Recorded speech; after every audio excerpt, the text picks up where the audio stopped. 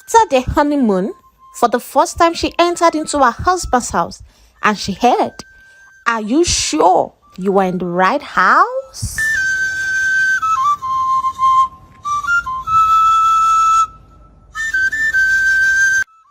In his saying, lived a couple, Abiodun and Toyin. They loved themselves so well and were living what we can easily term to be a perfect life. They had a daughter called Shikemi and a booming business. They were able to sponsor Shikemi through school, and owing to the fact that she had been exposed to business all through her life, she started her own line of business immediately after her NYSC, dwelling in distribution of non-alcoholic drinks. However, tragedy befell the family of Abiodun when the government demolished their business structure. And just like a dream, a once wealthy man and woman started off again from level 1. Abiodun became frustrated and couldn't keep his emotion in check. He started beating his wife and womanizing just to find peace with his new reality. The once happy couple became cats and rats, and this affected Shikemi so well in the negative that she decided never to get married until she had made enough money. In her opinion, a family will only be at peace when there is money to keep it running, and she wouldn't want to go through what her mother went through in the hands of her father. Abiodun's condition became worse. He would drink and get drunk without food on credit, and then fall into gutters whenever he staggered home.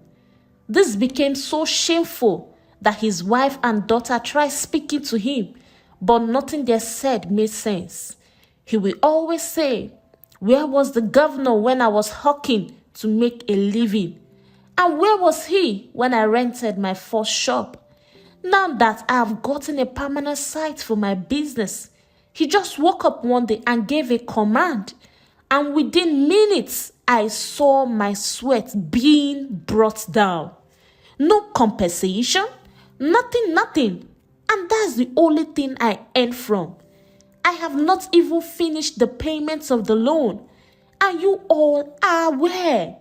Shikemi said to her father, "We know all this, father, but this is not you.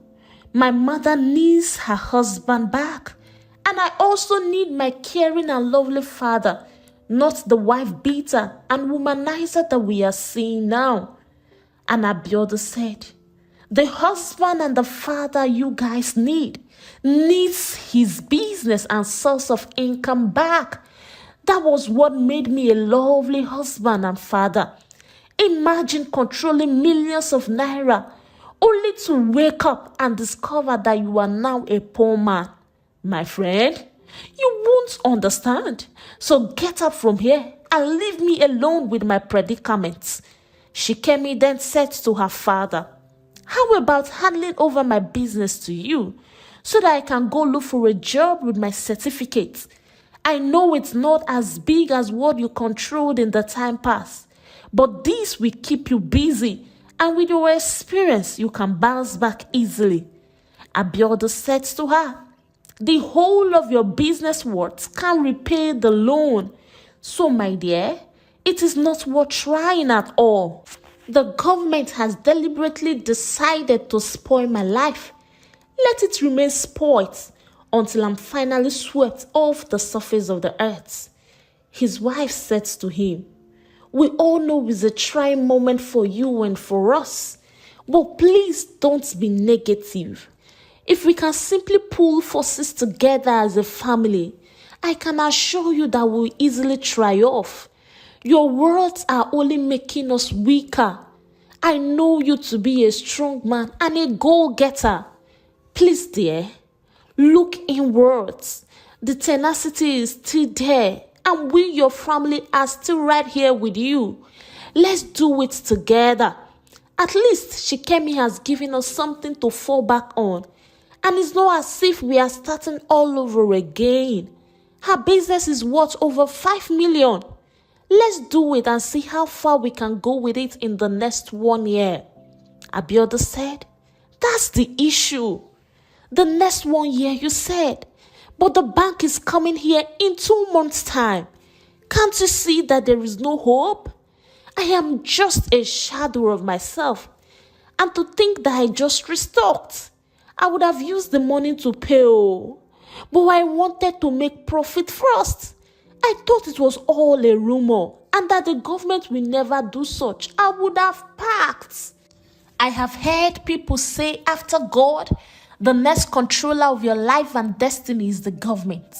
And I will always brag and say that even God has no say in my life and destiny because all that I have achieved came exclusively from my hard work.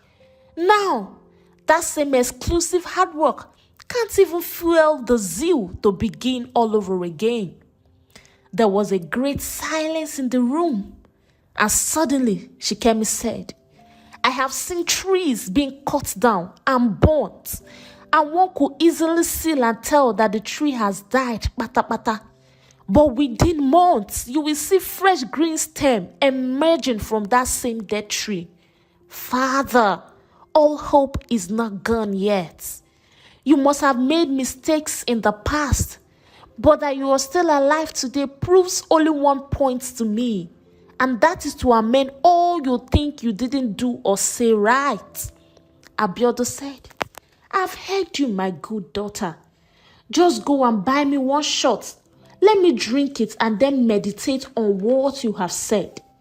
Shikemi said to her father, I am sorry, but I won't, because I know it is not a good thing for you, for your sister, or your health. The next day, she submitted her CV in a company, hoping for a call.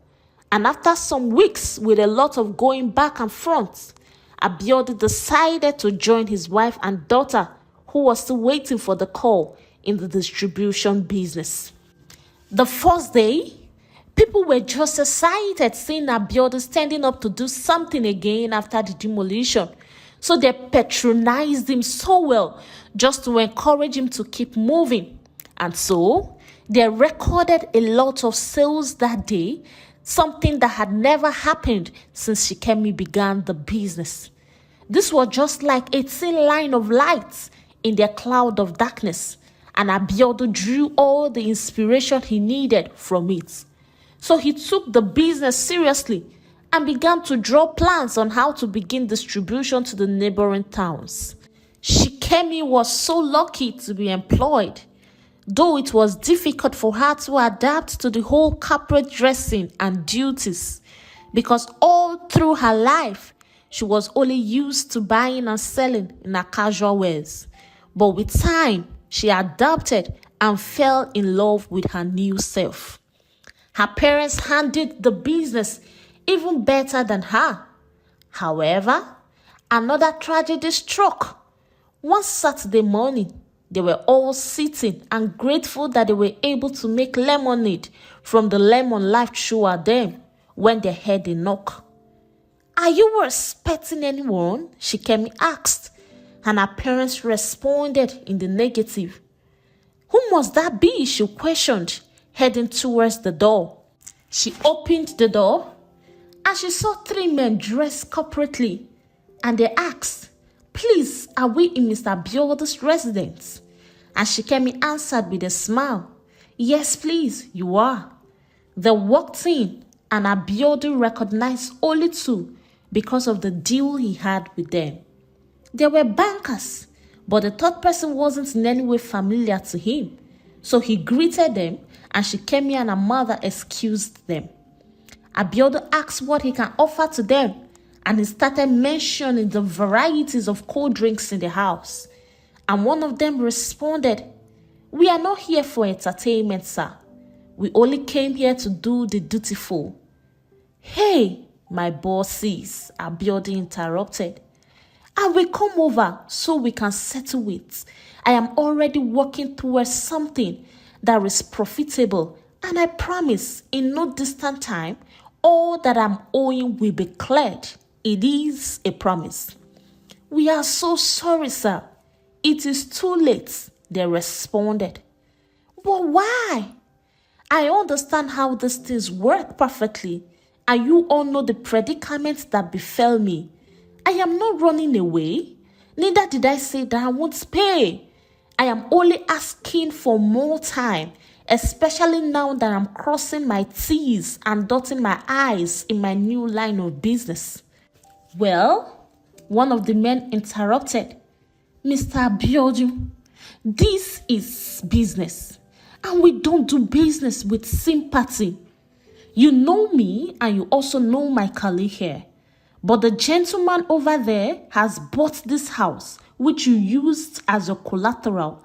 And we just came here to inform you that you have 1 week for you and your family to evacuate this building for the new owner. And the gentleman added, 1 week, please. No additional day. Immediately Abiodun heard it. He developed heart attack and he shouted, "Ah!" holding his chest. The bankers have to cry for help, and Toyin and her daughter rushed out. They saw Abiodun almost lifeless on the chair, and without asking any question, they rushed him to the hospital. And on their way, he gave up the ghost. After a series of "sorry, take heart, it is well," the bankers told them that they had only 1 week left in that house, as it was used as a collateral and has been sold just to retrieve the money Abiodun collected as loan. They both didn't know if to mourn Abiodun or to cry for the house that has been collected from them after what they have been through as a family. They disposed his body in the morgue and went home. When they got home, Shikemi had to stay strong for her already emotional mother, and she suggested they bury her father in the compound before leaving, as they did not have an idea yet of where they were packing to. Tony bought the idea, and they buried him in the compound. And luckily, they found a 2-bedroom flat somewhere not too far from Shikemi's place of work. They moved in on the 7th day and began another journey of life without Abiodun in it. The owner of the house didn't find the grave in his compound funny, and so he ordered them to exhume his body and bury him somewhere else. Shikemi tried speaking to him. "Please, sir, I know it is now your house, and you have 100% right to take any decision, but please reconsider. There is no other place to bury him, and that's why, as you can see, I made sure that his grave is well tiled. For it to be beautiful to an extent." And the man said, "If there is no other place to bury him, I would suggest you go into the bush and fetch thick firewoods and burn him to ashes. All I want is his body to be exhumed out of here, and I give you 3 days. Shikemi became confused, and she made inquiry of a government cemetery, and she was told by the person in charge that there was no space in the cemetery, but he has a space for burial he gives out with a fee. Shikemi, who had no other option, paid, and her father's body was exhumed from his compound. And then she discovered that the cemetery man collected money from her only to bury Abiodun in the same cemetery that he claimed had no space. The whole thing weighed Shikemi down, and she skipped going to work for some weeks. And when she finally resumed, she was welcomed with a sack letter. All her pleas and explanation fell on a deaf ear. Her boss said, "Inconsistency can never and will not be tolerated in this workplace." Shikemi said, "All these things happened because of lack of money. I, Shikemi, will only get married when I have made enough money, or when the man has enough money, enough to be called enough. In other words, his money will be very long. In fact, longer than River Nile. If not, I will remain and die single." After months of mourning Abiodun, she and her mother had to engage in the business vigorously, under the rain or in the sun, as it was solely their source of income, and they have to be paying for house rent now. Men were coming to seek for Shikemi's hand in marriage. And the first question my sister will ask is, Oga, are you a rich man? Some saw it as an insult and never continued the journey, while the few that answered didn't fit in at all with the kind of pockets she wanted. So she told them straight up that she wasn't interested. This became a great concern to her mother. She would sit her daughter and say to her, money is not all you need in marriage. In fact, that is the least thing you should look out for, because you can create wealth on your own, and that's an advantage. You should be looking out for a caring man, a kind person, a visionary, and the list goes on and on. And Shikemi said, I don't mean to disrespect you, mother, but that's your list. Mine is not long. The only thing on my list is long money. That's all. And Tony said, my daughter, money is not everything. And Shikemi said, please convince me some more. You said money is not everything, and yet my father is nowhere to be found. His structure was demolished without compensation. Money is not everything, and yet it was same money that stopped us from getting our rights, because we don't have money to hire the service of a lawyer. My father's remains is lying open in the cemetery, not because he doesn't have a compound, but lack of money has rubbed shame on our faces. We are living today in a rented apartment because we didn't have money to pay for the loan. And sadly, I am fatherless and you are a widow before time just because of lack of money. So my good mother, please convince me. And just before she finished what she was about saying, Toyin started crying. And she came and said, you now see why I am not into that nonsense, tall, cute, caring, Father Christmas, handsome, whatever. My own is and will remain very long money. Even if it comes as a Ned Nwoko, I don't mind. As long as I see and spend this money, then I will create my own happiness from there. Tony became speechless because she didn't know how to correct the impression Shikemi has. She decided not to talk about it again.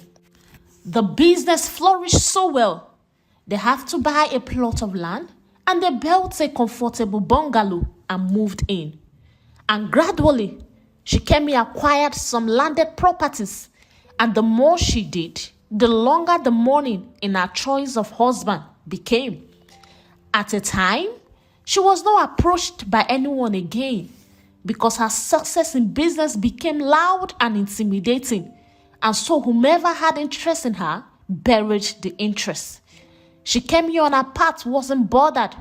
To her, money was important than marriage. She delved into making bottled water, and it didn't take so long for the water to be popular in the markets because it was distributed alongside the drinks. And it soon became the people's favorite water, and the demands exceeded the supplies. She became the happiest lady on earth, seeing her money getting longer by the day. One day, a man of 67 years came into her factory to see the brain controlling the marketplace in terms of drinks and bottled water. Shikemi granted him audience, and one talk led to another, and she discovered that the man was filthy rich. And she said, I will park here. My search is over. His age has got nothing on me. After all, he still looks active, and people will only talk behind me. And I give them 2 years, they will all run into hidings. The said man didn't mention anything of such to Shikemi, but she had accepted him already and was willing to go to any lengths to make him love her. They started doing business together. The man became her highest paying customer, and after some months, they started having deep talks on family issue. Shikemi discovered the man had no wife or child at that age. She tried finding out why, but the man wasn't ready to give her details, and that was not an issue for Shikemi. All I had read was money, money, and money, and thank goodness she was just going in to enjoy it to the fullest without any opposition. So she said to the man, "I can be your wife if you don't mind. I have no man in my life because I've been waiting for the right person. I know we will make a good couple because our vision aligns."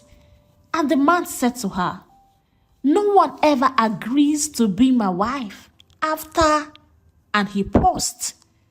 "After what?" Shikemi asked. "Never mind," the man responded, and our sister Shikemi didn't still see anything wrong. The man said, "I am ready to marry you, and I promise you will not lack anything money can buy on earth." This statement alone was like a long-awaited special parcel delivered, and Shikemi gladly accepted it and said, "Thank God I didn't miss my target." And the old man said, "You are also a target." And the damaged Shikemi laughed out without seeing anything wrong in that statement. When she got home, she told her mother, who didn't go out that day, that she had decided to give love a chance. And Toyin said, "Finally, oh, my enemies have been put to shame." Shikemi said, "There was no enemy anywhere. The major enemy was poverty. And thank God it has nothing on me because I am getting married to an Odogu." Toyin, her mother, asked, "Are you talking of marriage already? Meaning you have been in the relationship for some time now?" And she responded, "Relatively yes and no." "Put me in the light," Toyin requested. And Shikemi answered, "I said yes because we have been talking for some months now, and no because we just talked about relationship today. You may know him and you may also not know him, but he is currently the highest paying customer." "He sells drinks?" Toyin asked. "No," Shikemi answered. "I think his elder sister does, so he orders them for her." "Something is not adding up," Toyin protested. "You said his elder sister sells drinks, but why must he be the one coming to make orders?" And Shikemi answered, "Mother, let's leave it without digging any further. That's their business. After all, they are siblings." "Okay, if you say so, my daughter. But how old is he?" "He is 67 years old," Shikemi answered. "God forbid bad thing. You are just 33 years and he's old enough to be your father. He's older than your father and I.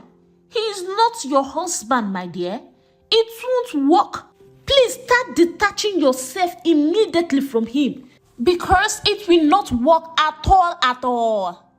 And Shikemi said to her mother, "Please, ma, calm down because I have married him already. I have seen a lot of youngers who got married and they keep supporting their husband with their own money. And so we even keep going home to carry foodstuffs from their father's house just because their husbands are poor, or let me be polite, still building. But that will not be in my case because he has money. Mother, I mean very long money that you and I will enjoy all the days of our lives, even without touching our own money. If I don't marry him, then know that I will die single because no other person can win my heart as he did. After all, age is just a number, and I'm the one getting married to him, not you." Hey, I just remembered. You said I needed someone very caring.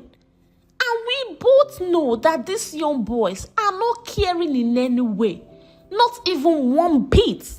The older, the better in care. So please, ma, allow me to be with who my heart beats for. Shikemi, my daughter, Tony called. We both know the truth here. Your heart beats only for his money. And this money, you will have it. Don't fall into a ditch because of the narrative you created from our journey in life. Please, my daughter, your husband will come. And Shikemi said, he has come already. Just prepare for our big day. She got into her room and said, thank God my man has all it takes to. But wait though, I don't even know his name. This is the height of it all. Is my mother right? Is my heart really beating for his money and not his personality? I beg you, he's a good person. I will collect the invoice from the cashier tomorrow and find out what his name is. I think it is necessary. Unnecessary. Yes, it is. So the next day, she did as she has proposed and found out that his name is Shegun. After some weeks, Shegun proposed and Shikemi didn't put up any drama like every other lady would. She simply went straight to the point and answered, yes, I will marry you. She invited him over to see her mother, and Toyin wasn't pleased at all. But she had no option as her daughter has put her in a position of no say. So she greeted him casually and asked one question. Please, sir, as Shegu said, I am not Sir, ma. I am your son-in-law in view. My name is Shegu. Please address me as that, or son. And Toyin laughed and said, see comedio. So I should address someone that is at least 10 years older than me as son? Life is very funny, oh. Please, sir, she continued, if you have a daughter of Shikemi's age and she brings a man home, let's say your age, and introduces him as her fiancé, dear son, what will you do or say? Everyone knew the question was a setup, and the man had no answer to that question. Shikemi covered up for him immediately by saying, well, mother, there is no such scenario. This is the man of my dreams and I will marry him with or without your consent. Toyin, who knew the implication of what her daughter was spilling and how it can be used against her if they eventually get married, was trying to signal her daughter to keep short. But Shikemi didn't listen, and Toyin had to use motherly wisdom to save her daughter. And she said, welcome home, my in-law. I just asked the question to see if my daughter genuinely loves you. But her response and action had proven beyond reasonable doubts that she is in a right frame of mind with her decision.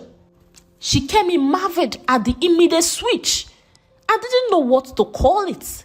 And so she just sat moping at her mother. And Toyin continued, please take care of my daughter. She is my eyes and she is my leg. Please nurture and take very good care of her. In case you get tired of her any day for any reason, my dear son, don't automatically become a Mark Tyson. Return her home to me in one piece. I beg you. Shegun appreciated her and gave her his words. And when he was about leaving, he gave her some money. But Toyin rejected it and said, you need it more than I do, because planning for a wedding is no joke. So I'm giving it back to you as my own contribution for the wedding. The way she put it showed no anger or negativity. So Shegu took it and appreciated her kind heart. Shikemi saw him off, and when she returned home, Toyin said to her, I may not be as learned as you are, But with my experience, I can tell that you are in for destruction. I will tell you why. You have always listened to me and your father when he was alive. But suddenly, Shego came into the picture and you want to do your will. And right in his presence, you exhibited what I call utmost foolishness. Even with all my signals, you became blind all of a sudden because you have made up your mind. You allowed my experience with your father to build your world and your belief system. Shikemi, my daughter, if you must know, I only did what I did for you because I wouldn't want him to live here with the impression that I didn't agree to the marriage, making him become a taskmaster over you when the real marriage starts. You still have time to rethink. Anybody walking on the way of shame or destruction, the first sign is deafness to instructions and stiffness of heart. Please and please, for your own good, back out now. I won't, mother. And don't worry about me or Shegu. We are just fine, Shikemi responded. After some time, Shikemi began to speak to Shegu about taking her to see his people. And he will say, Ewo, I don't even know where my battle is coming from. Let's avoid seeing my people until after our wedding. You know I should be very conscious after staying single all this while. Now that I've been blessed with the best of all, I should guide you with all that I've got. Our sister Shikemi didn't still see anything wrong with this statement. She concluded, after all, life has changed. And so many people do traditional marriage now in the city with none of their kinsmen represented. And so it is not a big deal. They continued with their wedding preparations. And after 1 month, they had a very loud wedding. Money was spent. Shikemi saw her husband's caliber spraying money like water. Her wedding cake was like a castle. The decoration was exquisite. And her wedding made it to the wedding magazines.